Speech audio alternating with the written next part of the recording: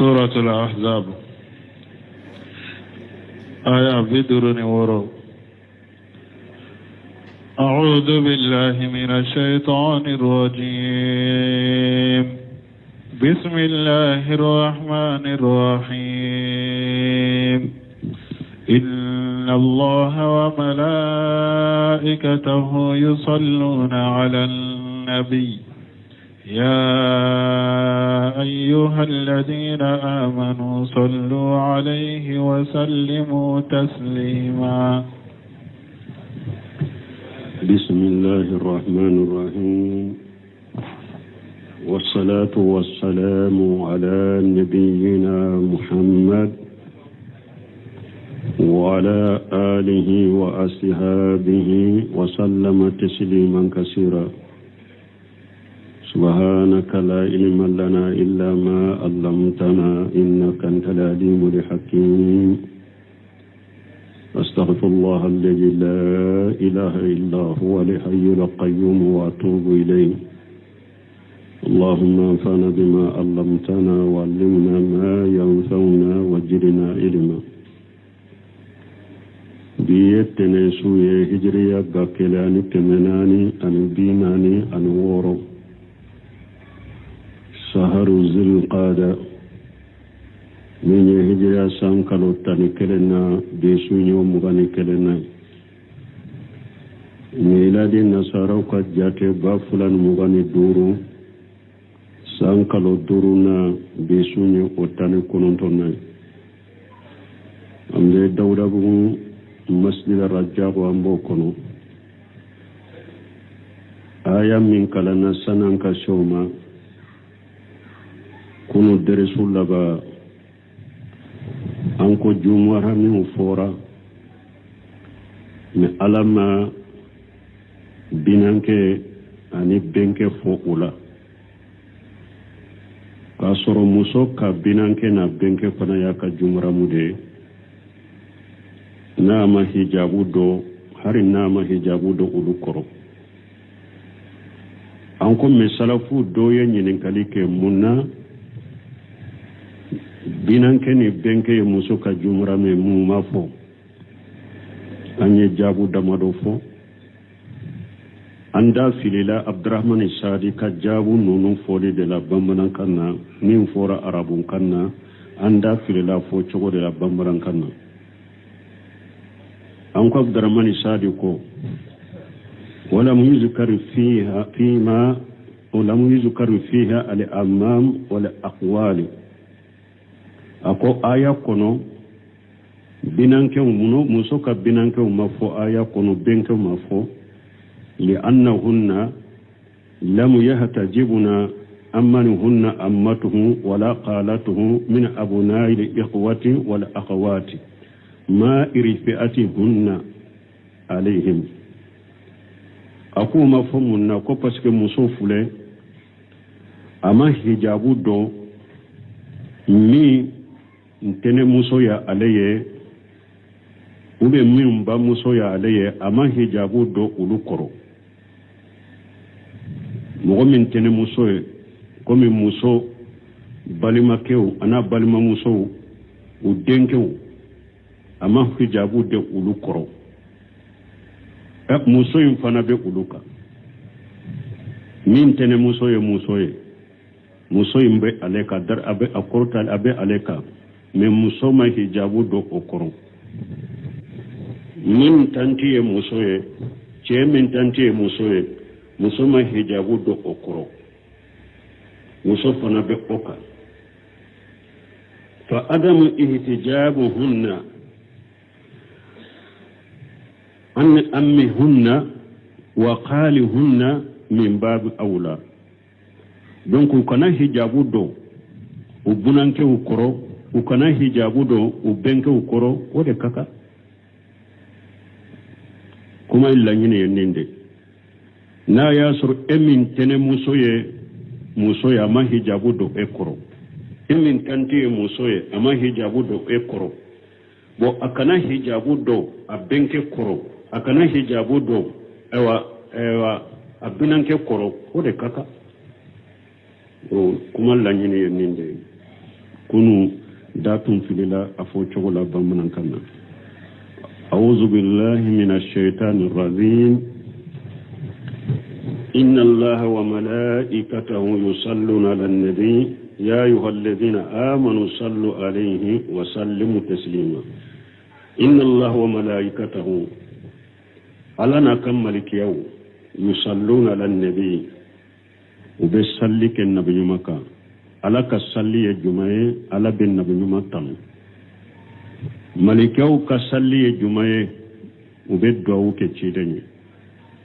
ya ayyuhal ladina amanu aw alakum mu'minun aw munun fanal liman ya haqiqa sallu alayhi afana ka salli cidenka wa sallimu akafo taslima fodi min dafalendo ni aya kono ala ya damina yerela ko alebe salli ciden kale ka salliye ka ciden tanu aye fulanna ke malikawiye ku be salli ke cidenye ka duwaw kaye ka sabanna ke hadama dawnya afana ka salli ke ciden ka duwaw kaye aka foli kaka qala al-bukhari qala abu al-aliyata salatu allah ta'ala sana'uhu alayhi inda al-malaikati abul aliya bukhari ko abul aliya ko ala min korota lendo ko ale ka tanuli jumaye ale ka salli jumaye ciden ka ciden tanu malikiyaw fe malikaw koroye malikaw munun be ala fe ka ciden tanu malikaw ye ninde ala ka salli ka ciden tanu malikaw ye wa salatul malaikatu du'a malikaw ka salli ciden ka jumando ka duwaw ke cidenye wa qala ibn abbas yusalluna yubarikun ibn abbas ko malikaw be salli ciden ka mana ube herani barika nyini ke aka hakaja allahu al-bukhari anhuma bukhari nin kuma fo ka dilo ka bonnin fula bulo abule aliya ani ibn abbas nu ya ko bukhari min fo ko tadiqa ube muallaqa kure munye na ye kuma min fo masanadu fola buna basa kote ube karasa kote ama sanadu sama uba fo de ma muallaqa aw ta'liqa wa qala khayru wahid min ahli al-ilm doni ke bawon ko hari mo kelente doni ke bagawula salatu rabbi rahmatu wa salatu al-malaikatu al-istighfar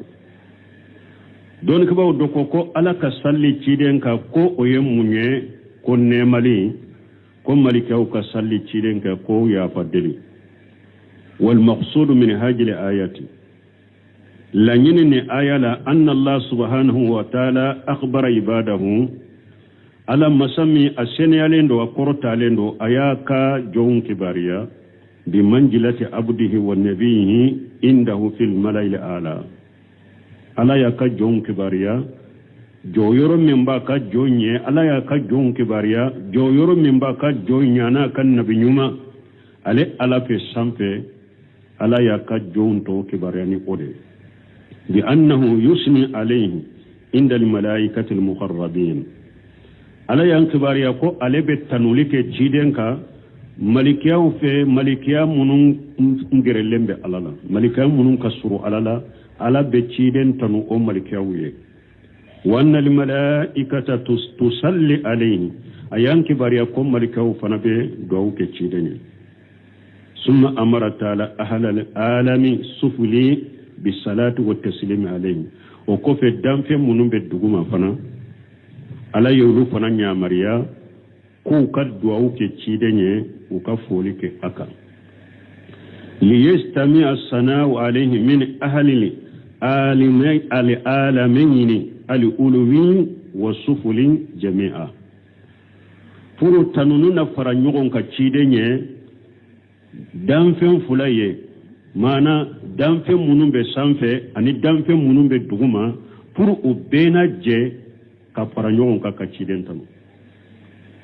sanfɛ danfɛnw ani duguma danfɛnw furu u bɛɛ ka tanununa fara ɲɔgɔn ka ciden kan وقد أخبر سبحانه وتعالى ala yankibariya masami sene alendo akorta alendo bi annahu yusalli ala ibadihi almu'minina fi qawlihi ta'ala aya wurela ala yankibariya ko ale ala ko abe sallike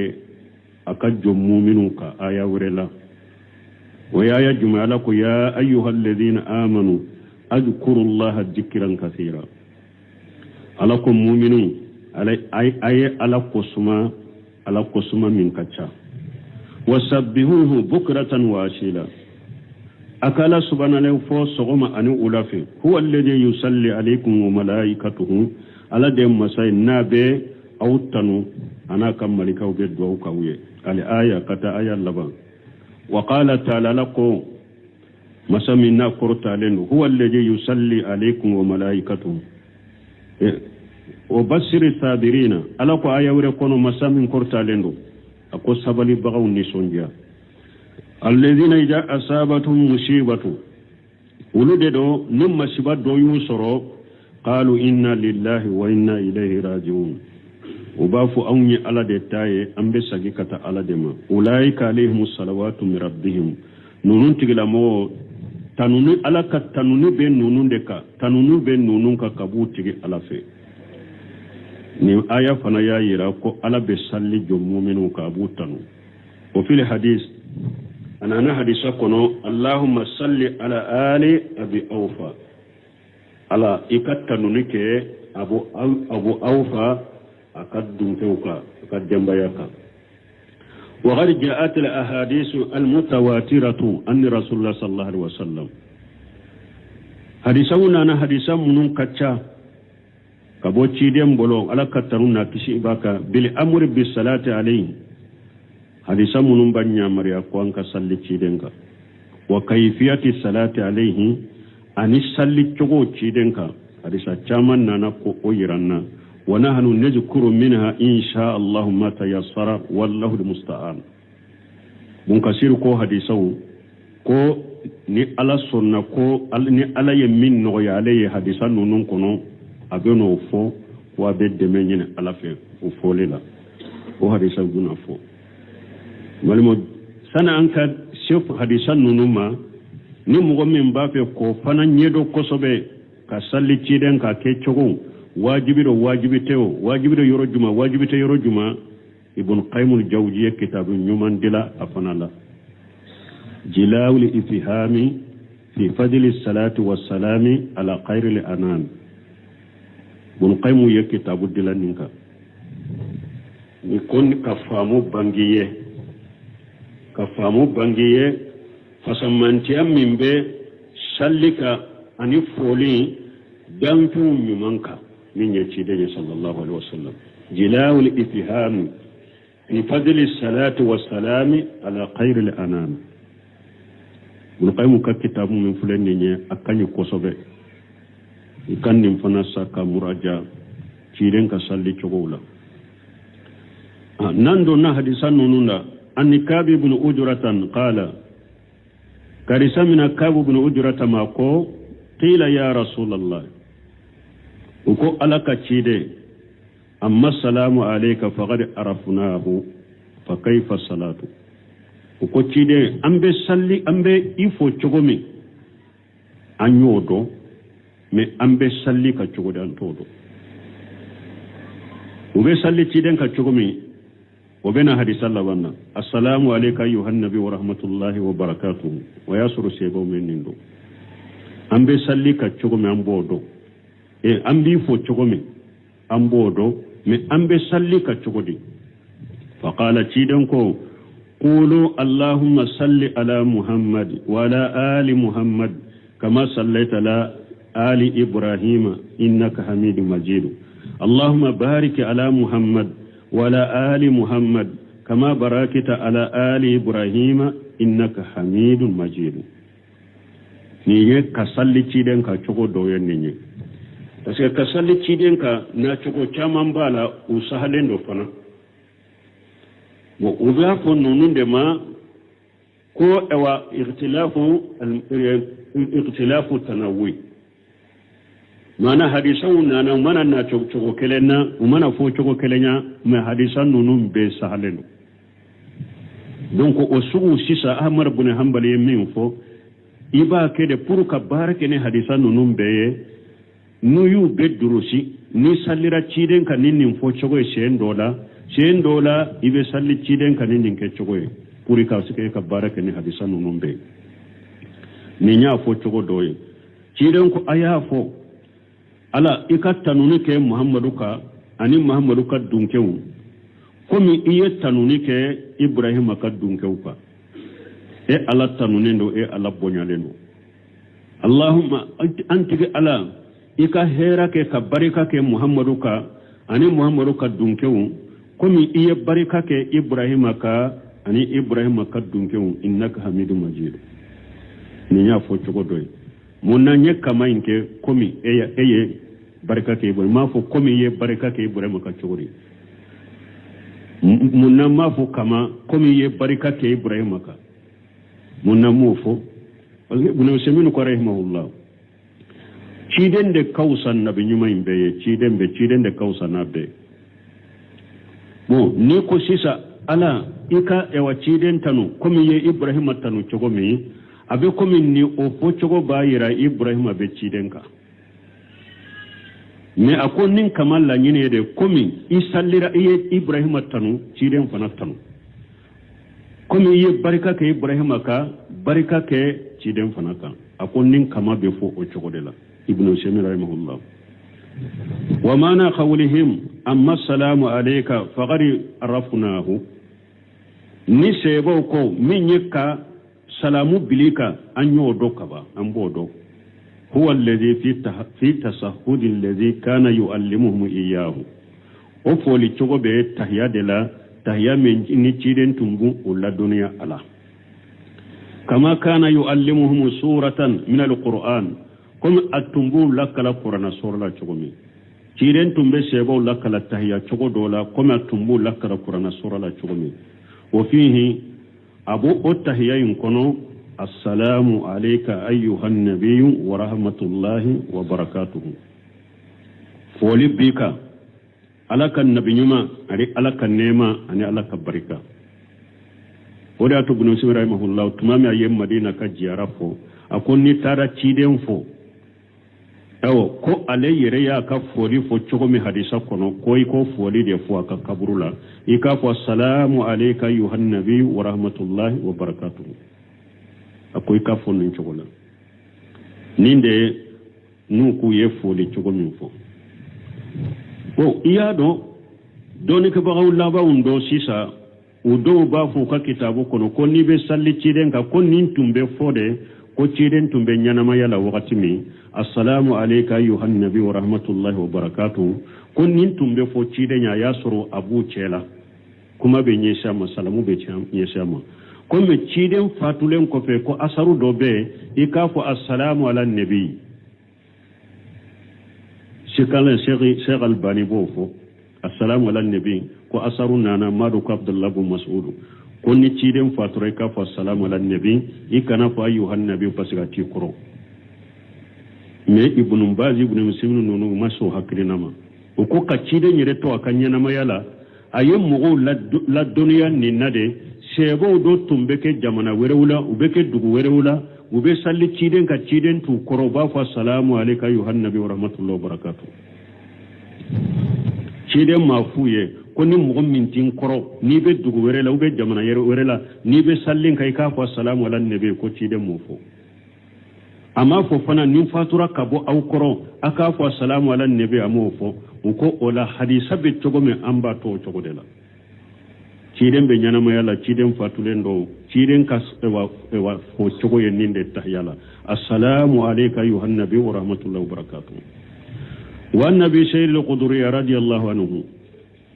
karisama mina abu sayyid al-qudri malaka je kaboma qala qulna ya rasulullah ko uluko alaka cide haja salamu fa kayfa nusalli alayka tumama yu la dunya tahiyya na ka salamun chogo fuye ewa ukonni nye foli chogo ye ewa ambe salli ka chogo di qala ciden ko qulu allahumma salli ala muhammad abudika wa rasulika kama sallaita ala ibrahim ala ali ibrahim wa barik على محمد وعلى آل محمد كما باركت على آل إبراهيم على آل إبراهيم نيا فوتشو دوي وشيدن كو أكافو على إكتنوك محمدك إكجو إكتشيدن كم إيتنوك إبراهيم كدونكوكا إكبركا كي محمدك أنا كدونكو كم إيبركا كي إبراهيم كدونكوكا نيا فوتشو دوي أفوتشو دوي أن أبي حميد الشعبي سيدي أنهم قالوا يا رسول الله أبو حميد الشعبي أقول لك لك تشيدي كيف نصلي لك تشيدي لك تنون أكسبك كيف نصلي عليك أم بصلي كتشودي قال قولوا اللهم صل على محمد وأزواجه وذريته كما صليت على آل إبراهيم وبارك على محمد وأزواجه وذريته كما باركت على آل إبراهيم إنك حميد مجيد نفنا يا فوتشو دوي تشيرن كو أكافو على إكتنونك محمدك أنا كفر مسون أنا كجريا كم إيتنونك إبراهيم أنا كدونكو أو إيكا بركك محمدك أنا كفر مسون أنا كجريا كم يبركك إبراهيم أو دونكوك إنك حميد مجيد إيه الله تنونين إيه الله كبو حديث أوريلا والنبي مسعود الأنصاري حديث من أبي مسعود الأنصاري ما قال أتانا رسول الله صلى الله عليه وسلم ونحن في مجلس سعد ابن عبادة تقول لنا تيدما الله كتنونا كشباكا وياسر لبي سعد بن عبادة كا جو وشجي برويرولا فقال له بشير بن سعد قاما أمرنا الله أن نصلي عليك يا رسول الله أو قال كثير على يا مريا أنك صليك فكيف نصلي عليك أم بصليك تقولي قال فسكت رسول الله صلى الله عليه وسلم أكو بشير كان نين كليك تشيدنا دادي على كتنونا كشباكا حتى تمنينا أنه لم يشاله فأونيا نتهرت كانينكا أني مسرا كانينكا ليرلا ثم قال رسول الله صلى الله عليه وسلم وكفى لك تشيدن ولك تنونا كشبك قولوا أيافو اللهم صل على محمد وعلى آل محمد كما صليت على آل إبراهيم وبارك على محمد وعلى آل محمد كما باركت على آل إبراهيم في العالمين إنك حميد مجيد والسلام كما قد علمتم من فنايا تشكو تشيدن كما يافو ala ikattanuke muhammaduka ani muhammaduka dunkew komi yettanuke ibrahimaka ani ibrahimaka komi yettanuke ibrahimaka dunkewka ala ika herake muhammaduka ana ka dunkew komi iye herake ibrahima na ibrahimaka dunkewka ewa damfe unchela e ala tanunendo e ala kabo ewa ko foli aboke koma bado chokome umea huna wala ninye ayo asera kamunu fo kiden ka salli chogola akwa be dode fula ayen nonun fo ala men balmo kiden ka salli choganya fo chogomi bun khaymu ka kitabu irwaye nana munu sahale no munu la fulendo abu do akono men balmo salatul fatiha lima ukhliqa tula de o te kiden ka salli chogola o masabati hari hadisu mawdu kono mo dode yo fo dro ko kiden nya addi alema yayi hajata yama lama nama cide ewa umfatulen kofe ewa ni ewa kemeiriga wuye ko kofe cide mbora ka kaburu kono ko di alema nyeni nyasi nogote ote cide ka salli chogoy amana harisal de fula hari hadisu mawdu mafo o tala de donc la cide ka salli chogo nana na chogo chamana ni yebunu khaymu ka kitabu inta ibu do munu sahalente aha ambena safa ka kuma dola sanan ka soma bul khaymo yafo kitabu yin kono akos sosole bala yala ni ciden to fora wakati a to fora ikoro ika sallaka o yika wajibi de wa ube ni ciden to fora ikoro ika sallaka fen kanunende do ako don kibaw ya nyugo sosana don kibaw do tarafe ni ciidin ko ni to fori kuro wakati wakata to fora dore ike sallaka wi ka wajibi de adola beno o hadisa dodo o do bolo ay ni ciiden to fora ika sallaka fen kanu ni wajibi tika akon ni nyugo soso ben yoro la kele apulana bo yala ka salli ciiden ka ishi kono siya kele de wa ube ay akon doni ko doko ka wajibi ka salli ciiden ka ishi kono ka salli ciiden ka siya kele doko o ika wajibi donc to akanu nendo doko ay tahiyya laba ka salli ciiden ka tahiyya laba la ode fardai ko wajibi afule kana safa ka kuma fo yoro dela nin te fula naywa asagira fo ko sabana doko ka salli ciiden ka cogo bela fen kanu nendo ako sosali bonni fana la ni yoro sabala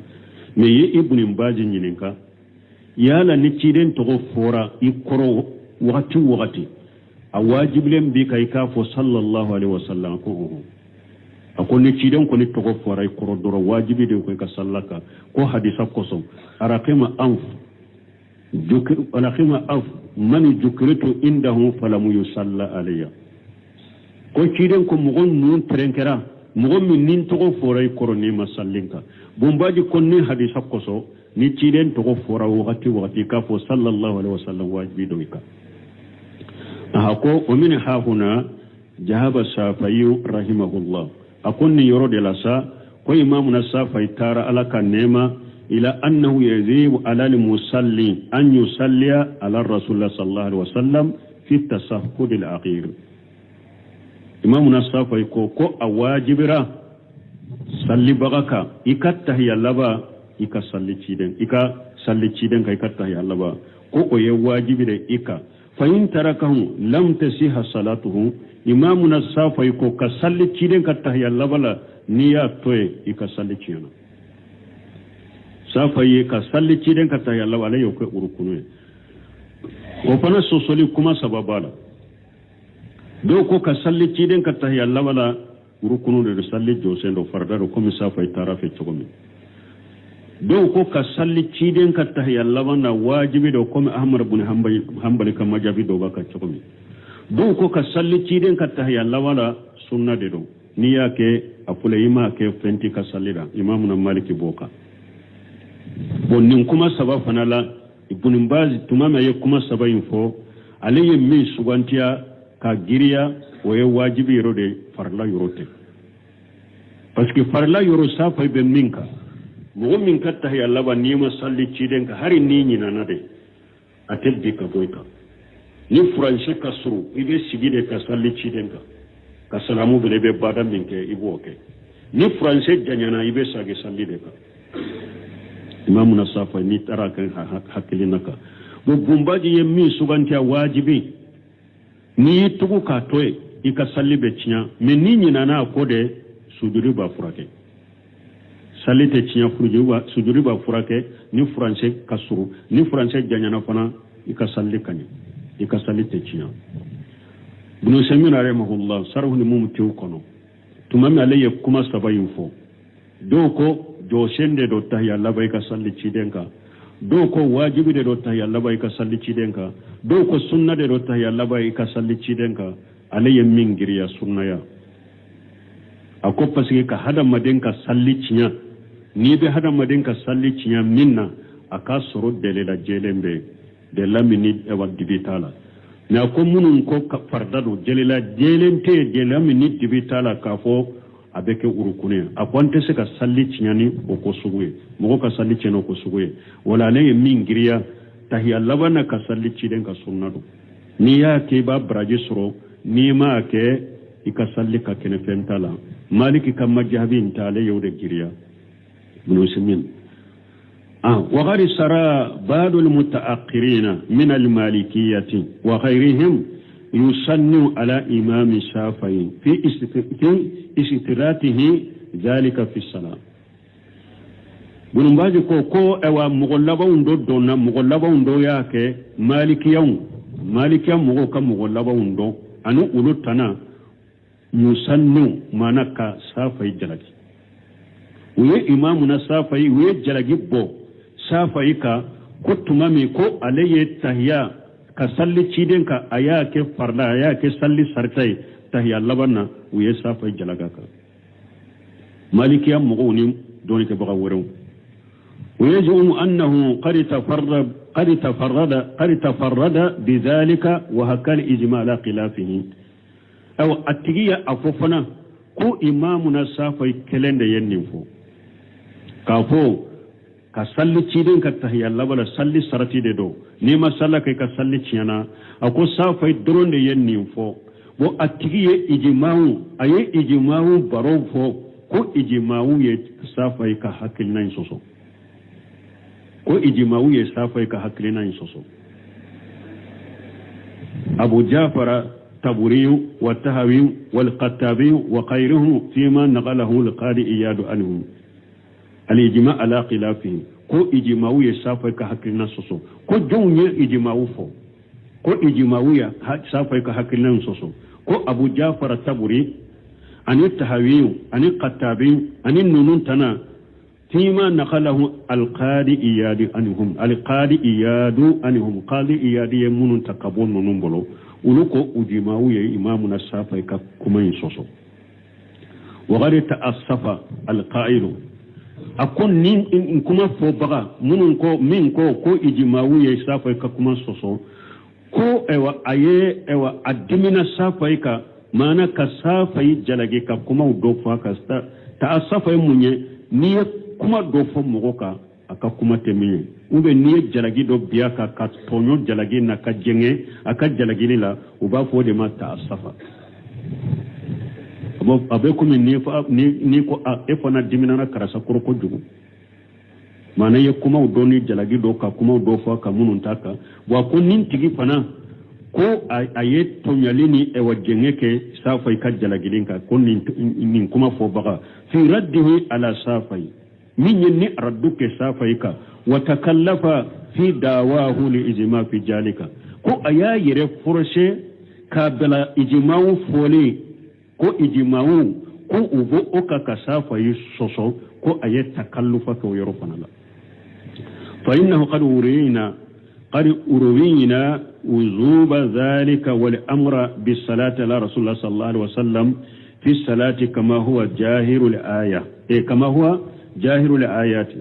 من كسير كو أولو يا مفلا من يكن يامرياني كا مغن يامري كا سالي تشيدين كا وواجبيا كو أولو يا مفلا كبو مغورو بولو كومي آية كجاهر بايرا تشكومي بس آية ينيامري لك آية سالاكا ومفسروا بهذا الحديث كتوسيرني أستوسيرني حديثي عن جماعة من الصحابة والتابعين كأولو يؤمفلا كبو جمع چامان بولو سيبولا أن التابعين مانا منون باهرا كو كسالي چيدين كا كو واجبي ديدو آية انكسو أني حديثان نون كسو منكسر كأولو يؤمفلا كبو سيبا جمع دوبولو أن التابعين وإليه جهاب السافيو أو كو سايفو يتارا ودي نوفي min mafula ka fo sebon jama do bolo ani tabina jama do ka fo ka salli tiden ka wajibi de do akwai ye ijma'u min fo ijma'u o salente ka fo ijma'u baka ka fo ka salli tiden ka tayyalla bana wajibi ta ko ijma'u taka parce que ulu yo mafula ka fo sebon ka jama do bolo ani tabina ka jama do o de yato safa tara onofe la khilafa anhu fi jalika لا خلاف عنه في ذلك مانا كافو إجماعو كيرا سافيكا حكيلنا يسوسوليكا أكو إجماعو تو أو سوسوليكا إجماعو توكا سافيكا حكيلنا يسوسولي إجماعو توكا وإليه جهب الإمام أحمد أغيرا أكو أحمد بن حنبلكا كو لبا عليه فنتارا ودي نوفي لباونا أحمد بن حنبل فنتارا النوفي كافوكا تهيا لبا كسالي تشيرنكا واجبي وشهيه أنه أوجه بن كثير كما سهلين مونye kuma nyesi robala كافوتا هي الله ونك سالي كيرن كواجبيرو نيشي يروبالا على أن الجمهور على خلافه مدونك بقى فانشاما كوني بو أسوسوليكا كفو واجبته دون كفا فانشامان كوني بوكا والقول بوجوبه جواهر الحديث بون كسير كو كافو كسل تشيدن كتهيا لبنا كو حديثو كجاهر بوديرا والله أعلم على دبي سببا دونك أنكو يرودا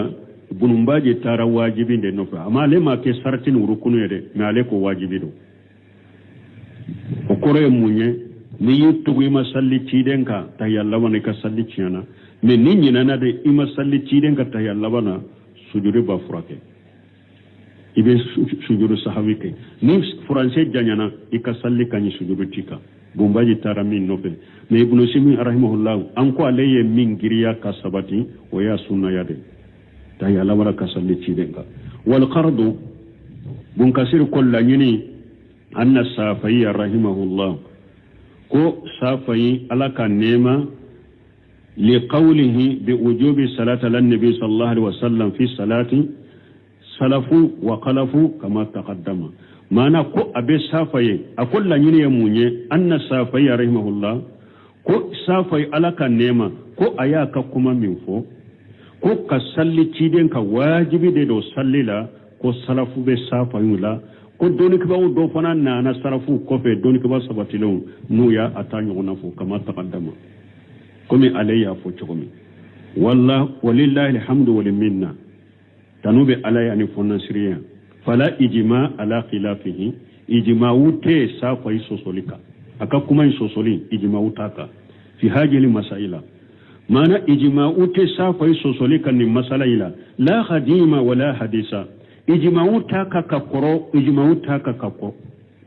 ewa kuma kurawula wallahu a'lam ala de bodu ala de doni masai wa mimma yu'amidu zalika kun min be sembe imamuna safai ka kuma sembentia anni fadalatan ibn ubayd ko hadisana na fadalatan ibn ubayd bolo radiyallahu anhu قال سمع رسول الله صلى الله عليه وسلم رجلا يدعو في صلاته وكيدن يمغدوم أباك كدوك أكسللا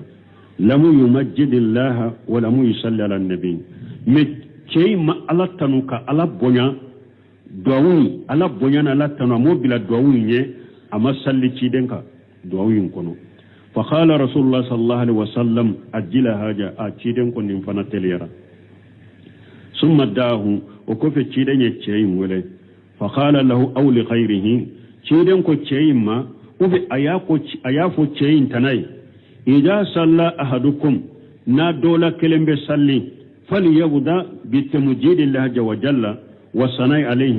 إيكا دامنا نيبت دوك إيكا ألا بنيا تغفو فلو كألا تنو ثم ليصلي على النبي وكف إيكا صلي تشيدنك ثم ليدو baadu bimasa o kofe duwaw min kade go fo o koccide nyen ni fo nin cenye kon nimbe safay ka kuma sembentia ko wajibi do tumam bumbaji fana ko alebe mile kata wajiba inde la fana ni hadisa wude fo wan nabi hurairah radiyallahu anhu qala rasulullah sallallahu alaihi wasallam kari samna bi hurairah malaka je kabama wala ka cida laka tanuna kishibaka ko man salla alayya wahidatan sallallahu alayhi biha asra wala bunka sir abafe ka dofo ka salli ciden ka fasamantala ciden ko nim mo min salliran ne ka sinya kele ewa ala fanabe sallallahu alayhi biha asra ala fanabe tanu sinyata ni do ke ne ka sallinne kan ke ne ciden ka sinya kele ala bi etanu sinyata wani ali radiyallahu anhu karisa min alima ala ka je kabama anni rasulullah sallallahu alaihi wasallam kabo ala ka cide malaka tanuna kishibaka al baghilu man jukritu indahu summa lam yusalli alayya ewa munun ko wajibi do ika gumbaji ko wajibi do ciden to ko fora ikoro wakati ka ko sallallahu alaihi wasallam abenni hadisa ude nati ako ciden ko bagilu ye mogo jumaye tege mangelen bagilu ye mogo jumaye mogo mi minne togo fora ikoro o ko fe masalli kenka e bagilu ye wan nabi hurairah kadi samna bi hurairah ma qala rasulullah sallallahu alaihi wasallam ko alaka ciden ko alaka tanuna kishibaka arahima anf rajul dukritu indahu falam yusalli alayya ko ciden ko mo kan nun terekera ce kan nun terekera mo min ninne to ko foray koro ni masalli kenka warahima anfu rajulin mo nun terekera dagala alayhi sahru ramadana summa in salaga qabla an yughfara lahu akum mo fana nun terekera mo min ni sungalo donna kabo o ko fe ema bato ni koke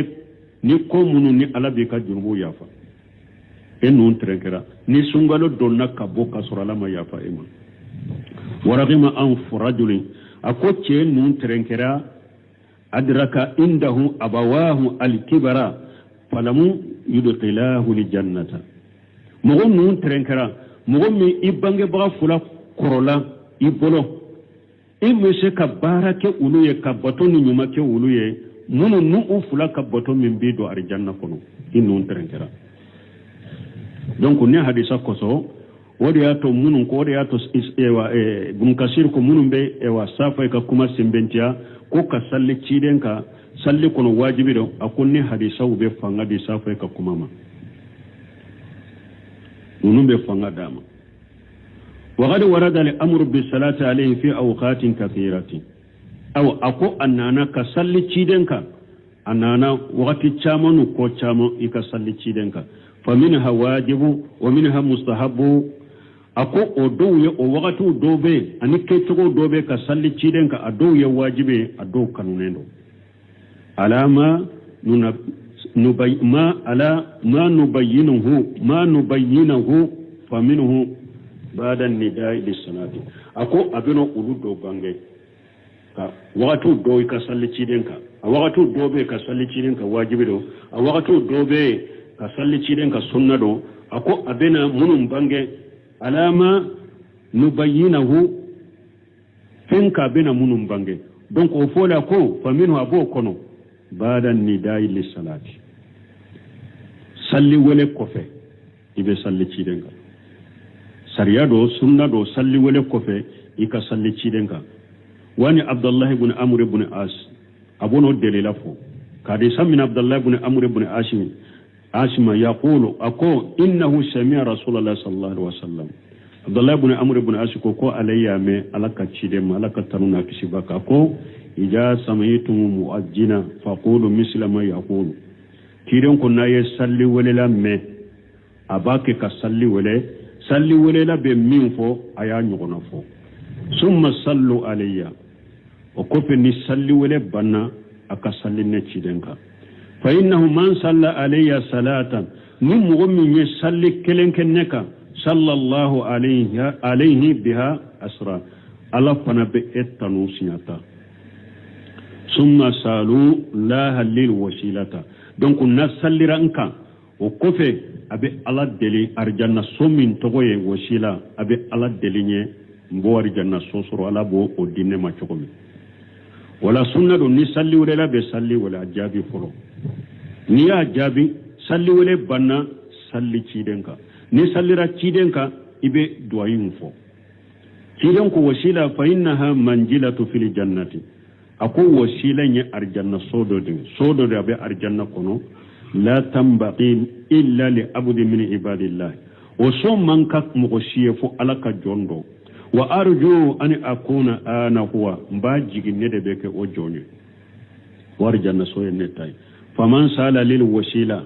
nim mu'min ala delinne ya ko aka wasila dinema halati alayhi safa'atu nka surunyali donnin ka delili be abebbi e ka qiyama keneka manam be delili kiye donc ni nya yiranna sunna do ni salli wala ladde o kofe ni salli wala banna salli cidenka o kofe ikan duwin fo o min jalika bo kono inda dukhulil masjid wal khuruj minhu ni be do misirila salli cidenka ni be bo misiri kono salli cidenka parce que ni be do misiri kono ba fo bismillah wa salatu wa salamu ala rasulillah a'udhu billahi al-azim wa biwajhihi al-karim wa sultanihi al-qadim min ash-shaytani ar-rajim allahumma aghfir li junubi waftah li abwab rahmatika ni be do misirila be nimfo wa ma salatu alayhi sallallahu alaihi wasallam fi salati ako me minye ka salli ciden ka sallila salli konona la فقد قدمنا الكلام عليها في التشهد الأخير أكو عليه كما فوق كتمه تهي الله بيبي صلي تشيدنك وما التشهد الأول فلا تجيب فيه قولا واحدا من يتهي فلوي أما واجبي كي كصلي تشيدنك تهي فلولا ويكما كلين دي دوني كبغو بلوسوسو دي تولا صلي من يتهي فلوي tahiya folo a wajibilenti ka ka salli cidenka me minye tahiya labanye ka salli cidenka sosole boydeda wanyo sabafo do ko farda do ko wajibi do ko sunna me minye tahiya folo e ka salli cidenka ma wajibi ka kuma kele doni ke bawo bolo kuma kele do doni ke bawo bolo wa hal tustahabbu ala qawlayn li shafai me tahiya folo yere la ka salli cidenka yala kanune do yere folo ga kanunente kuma fulan nana wala safa yere bolo aka kuma dola ko taya fula kanune do ka salli cidenka aka kuma dola akwa kanunente bo kuma sahalinye minye o yorola tahiya folo la ite salli cidenka wa ashhadu anna muhammada abduhu wa rasuluhu tahiya imbella ba yoro mi badda o yoro dela tahiya labade be salli cidenka tahiya folo ite salli cidenka ومن ذلك أبو كنو صلاة عليه صلى الله عليه وسلم في صلاة الجنازة صلي بك تشيدن كيرومي جنازة صلي كصلي تشيدن كأبي واجبا ويرولا ده بس كوبي جنازة صلي كجوشون كده كفاتيا كلا كصلي تشيدن كصلى الله عليه وسلم أني كبرناني من بفو أني سلامو جنازة صلي أركوني ينوني وجنرال صلي يبي صلي تشيدنكا فإن السنة أن يقرأ في التكبيرة الأولى فاتحة الكتاب سنة نانا نميني كبر فلولا إكا فاتحة كلا وفي ثانية كبر فلنا أن يصلي على النبي صلى الله عليه وسلم إكا صلي تشيدنكا على كترونا كسباكا وفي ثالثة كبر سبنا يدعو للميت إبي دعوه كسويه وفي الرابعة كبر ناننا يقول اللهم لا تحرمنا أجره ولا تفتينا بعده أوكم بنكسر يا سباتي كبر ناننا كفر الدعوة مو كما سهلين فنمونيه دوني كبغا محققين وبولونو يا سجى سجى كبر ناننا الدعوة نيه كبر ناننا كي يبي سلامو بلا نني مو من يهرب دعوة سرما كي أنتي جلاجي من دوني كبغا كما سهلين دمنا الدعوة كبر ناننا بولو hadisa sale na ciden bolo donc janaja salli kabaru folo ibe fatia kala akanunendo ikasora surma karaka faraka ona na buna baska hadisa dola kabaru fulana ibe salli cidenka kabara sabana ibe duauke suye ani duawule am duaw globally silamu nyana mani suni fembe o min jalika bo kono annahu yustahabbu قتم الدعاء بالصلاة عليه صلى الله عليه وسلم نيني كانوا واجبته أكانونندو نيه دعوك إكي كدعو دفا كصلي تشيدنكا إكا دعو اللبانك صلي تشيدنكا أو كانونندو أني أوسي ومن ذلك أبو كنو أنه استحب الإكثار من الصلاة عليه يوم الجمعة وليلة الجمعة أبو كنو أكانونندو صلي كتشيدنكا يرمونو juma su ani juma tile kono ika salli chaya chidenga juma su ani juma tile kono salli chaya chidenga anni awsi ibn awsi قال سمعنا أوس بن أوسم الثقفي رضي الله عنه قال رسول الله صلى الله عليه وسلم أقول لك تشيدن قال لك تنونا كشباك من أفضل أيامكم يوم الجمعة تشيدن أكدون بين يومي أكدون بفسمنتين يومي الجمعة دون فيه خلق آدم وفيه قبض آدم دار الجمعة دون آدم فاتورة جمعة دون وفيه نفقة أو بورو بفيه نجيا ولي جمعة دون وفيه سائقة جمعة دون نبورو بفيه مغو بكري فأكثروا علي من الصلاة فيه أو أي صلاة سايان كجمعة دون فإن صلاتكم معروضة علي parce que aka salli naba kenka be tanuni kenka ala ba beyrina ala ba beyranela qalu ya rasulullah seba ko ala kacide wa kayfa turadu alayka salatuna wa qad aramuta uko an ka sallu beseka an ka tanunu beseka yira ela chogodi ika kolo korola kaburu kono o ba so ka kolo korola kaburu kono an ka sallu anan ka tanu be yira ela chogodi yani wa qad balaita la nyine munye mana ifari kolo korola kaburu kono ikolo korola kaburu kono an ka sallu be yira ela chogodi ola qala ciiden ko inna allah harama ala li ardi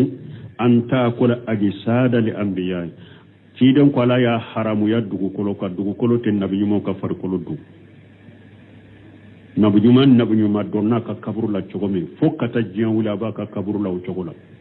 nabi nyumo ka dupe wa far kolo duni ala ya haramu ya dugu kolo te nabi nyumo ka far kolo du donc akwa ka salli bayran nela donc mogoto ala be se ka ke mogodo makaramay ifare kolo be me a chogola ite yelema ala be do ta ke fana fare kolo be to a chogola fo katallagara ka ke mabonyani karamay o be bala do fana ewa iba sorala ka mo nyuman do ye me depuis donnat ewa kalo damano be toli ifare kolo be farabuka be bete me dankaniya be munun ko ni ta ka ko fare kolo be chogola o chogola dugu kolo u fare kolo haramu yara dugu kolo tu fare kolo do yen nabi nyumawi ci dew nabi nyumawi wa yazib ala khatibi awajibiren do kutuba kala naka an yusalli ala nabi sallallahu alaihi wasallam yawm al-jum'ati ala al-minbar fil khutbatayn awajibiren be al-mamika kutuba kala naka juma do minbarika kutuba fulaina ikasalli ci denka wala tashihu al-qutbatani illa bijalika mun kasir ko kutuba fulate sika sahabara ni umake ni masalli ci denka li'annaha ibadatun wa zikrullah saruta fiha parce que kutuba kala bato de do ye ala kosuma de kera sarati kutuba kono fa wajaba zikru rasulillah sallallahu alaihi wasallam fiha wala awajibira ciden to ko fo ciden ka misalli ka fo kono awajibira ciden ka ko fo kutuba kono kali azani abe ko misalli wala ni ciden to bala chokomi wa salati ani salli ni ciden to wajibile bala chokomi awajibira fana kutuba fana la cide salli ka kaka haja majhabu safai wa ahmada rahimahumullah awa ninde safai ka majhabi ani ahmada kafo a wajibe no kutuba kala naka ika ciden ko fo kutuba re ka sallaka ni ote kutuba te saha o min zalika bo kono annahu istahabbu salatu wassalamu alayhi inda ziyarati qabrihi sallallahu alaihi wasallam abo kono akanunendo wajibite ni tara ciden ka kaburu ye kata fo ika salli ciden ka annabi hurairah radiyallahu anhu kadi samina bi hurairah malaka je kabwama anna rasulullah sallallahu alaihi wasallam qala ko alaka cide alaka taruna kisibaka ako ma minkum min ahadin yusallimu alayya illa aradda Allahu alayya ruhi hatta urudda ciden ko mo site awla ni be sallin ne ka tuntanu fo ala ben ni sagima be ka foli sagi ni hadisan nana donc ni ya iranna donc ciden ka kaburu jara ro ibe salli ciden ka kanunendo wanna bi hurairata aida karisa min abi hurairata matuguni qala rasulullah sallallahu alaihi wasallam ko alaka ciden ko alaka tanuna kisibaka la tajal buyutakum qubura ciden ko akana ka soke kaburuye doko salli teke kaburu de la mo kani ka soke depuis en ni eye ewa safo salli ni donni ka sokono ibe daka sinogo ka goronto fo fajiri ite wole ka harakam fula salli yi ka soke kaburu do ye hadisa la nyini ke ninye do ye hadisa la nyini ke akana ka soke kaburu ye mana aka kala ukono parce que qur'ana kalante ke kaburu de la me kani ka soke ni qur'ana te kala kono ikera chogo ika qur'ana kalando harina kera aya damadoy ube sumunu iko sigi yereye dongo do iko kare ka sokono do ya akenni akana ka soke kaburu ye wala tajalu qabri idan aw akanin ka kaburu ke sagi fenye fana wakati be kana ne ka kaburula ko ibe nan fo akano kede wa sallu alayya ay sallin ka kintanu fa inna salatakum tablughuni haythu ma kuntum awa abe sallin munun ken neka abe tanunu munun ken neka ube sennema na be yoro aka sallu be semma wani abdullah ibn mas'ud anna rasulullah sallallahu alaihi wasallam karisan abdullah ibn mas'ud ma qala ka cira laka tanuna kishibaka qala ko inna lillahi malaikata sayyahina fil ardi kum malikaw dobe ala bololube tama dugu kolodeka kayala ka tama dugu koloka yuballighuni an ummati salama nin kam mantum min yinfo ni be yoro bi ka foli takalasima kum malikaw be wala komi wakati sera ni amaba ni ala sonna dere sore aye fasili mundo ka hadisa munum fambo fana la se inshallah subhanaka allahumma rabbana bihamdika ashhadu an la ilaha illa anta astaghfiruka wa atubu ilayk